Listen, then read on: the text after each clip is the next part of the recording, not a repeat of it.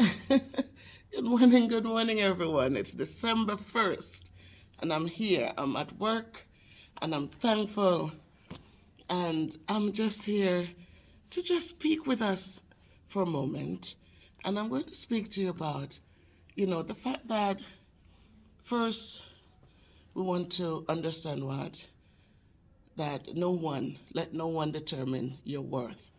I'm going to speak about that because, you know what, a lot of times we take this Christianity thing and we try to knock people down and we try to make them feel unworthy. We make them feel on like we're not holy, but we make them feel like they're unworthy. And the other day I did a video where I talked about cutting people off, and I got some positive feedback, and one person thought I was insincere, and they were just speaking, and again, it's my opinion when I talk to you guys. I talk from, some of it is my experience, some of it is from situations that I've heard about or not read about or seen, and I thought about the situation that put me in that position where I had to talk about cutting people off. Let me say this, people. I am not perfect. I'm not holy. Nowhere near those things. When the lady was caught in adultery and the community was on her, oh, she should be stoned, because those were the laws then, right? But what Christ said, when I bring her to Christ expecting him to lash them and to do all that, the Lord said, if anyone of you are without sin, cast the first stone. So when you go to church, don't use this, because sometimes people remember conversations you've had with them and remember how often you've gotten paid and have never been thankful. It's always, oh, not enough, oh, we done already, the little bit of something, and we never put anything of worth, even though we say we're Christians.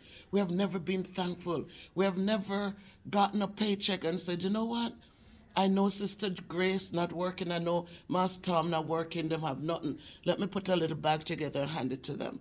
There's so many of us who are Christians, and we're only Christians to dress up and go to church on Saturdays or Sundays or whenever, right? We never do the little things that when Christ was on earth, he did for us and showed us.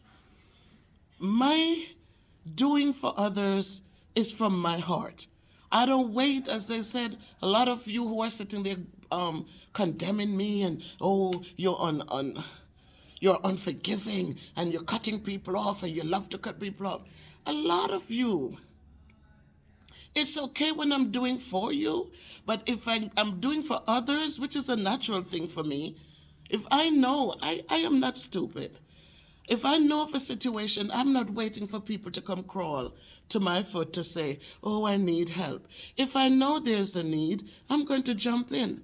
And you classify me as non-Christian because I'm unforgiving, but you who are such Christian and so forgiving, who got angry when somebody didn't give you something because she thought you were in a better position than the others who were getting, and you stopped talking to that person now for years over that little thing. It wasn't even, if you look at the value, it wasn't even $1,000 value, Jamaican dollars. It was much less that you cut the person off. But you're telling me after I've done so much for you, I'm saying now, enough is enough. Then all of a sudden, I'm the worst person on earth.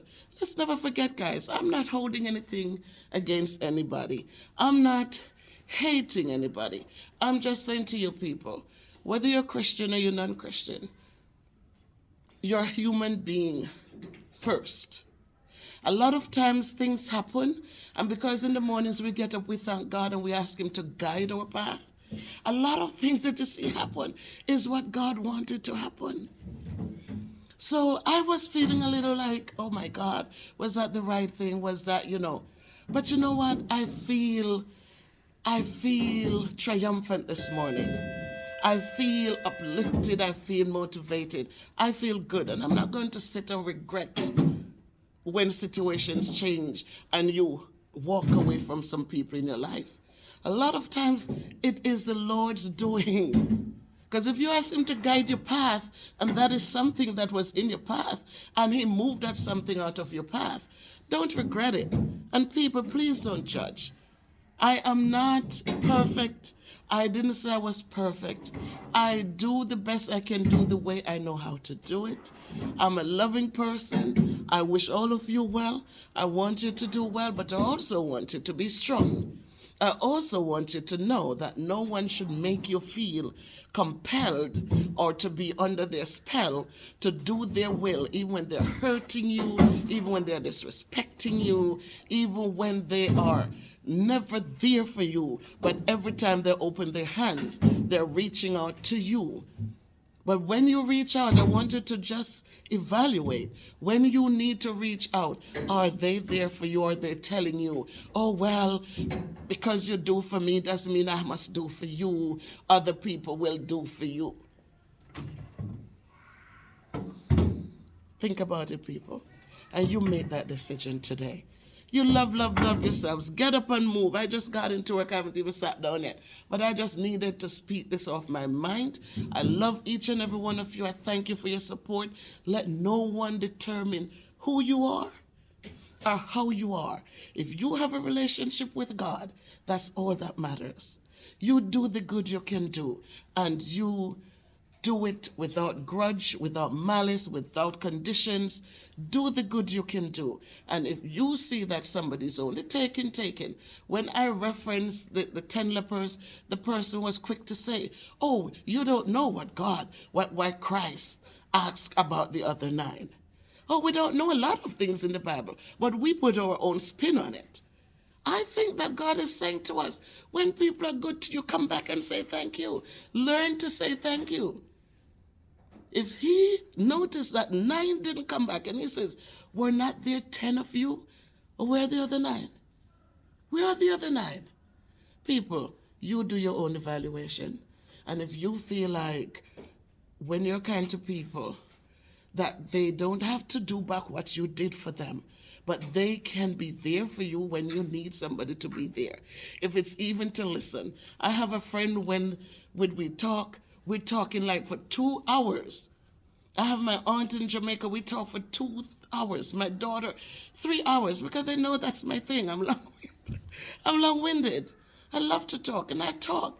I spoke to Miss Ruby the other day, and we were just talking freely and happily and childhood things and so much.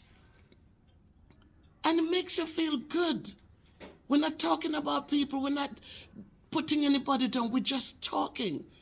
And it's a good mental health thing. So if that's all that you need from somebody, people, if that's the only thing you need, if you're doing, and you're not saying, well, I give you $2, I need it back. Oh, I did this yesterday for you. I need you to give me dinner Monday because I bought you dinner. That's not what we're doing. But if I gave you dinner yesterday, you felt good, and all I need is somebody to listen to me. People, tell me in the comments, is that such a bad thing? Is that such a bad thing? Your needs are greater, and the only thing somebody needs is somebody to listen to. How does that become an unforgiving and an unhealthy and you're this and you're that? Why are you digging the little beam out of my eye when you have the big mote blinding yours? Because none of us are perfect, and we should never be judgmental. So I did the video, people, and at one time I was saying, maybe I shouldn't. But as I look back over time, and I see how much pain and discomfort and disappointment a lot of people that I've been there for and have done a multitude of things for, and see their attitude today, their attitude to other people, their attitude towards not growing, not building, not doing anything, then you know what I said, God, you know best. And if they should have been still in my life, you would have made it so. For the fact that it's what it is, they're cut off. I didn't cut off with malice. I didn't cut off with anger. I just said enough. And I think when I did that, I think God was right there saying, when are you going to stop? Enough is enough. When God gave the talents, right?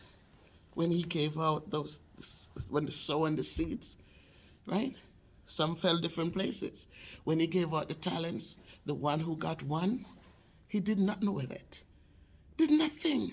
But he's coming back looking like, no, go out and work when people support you and help you. Show that you appreciate it and grow.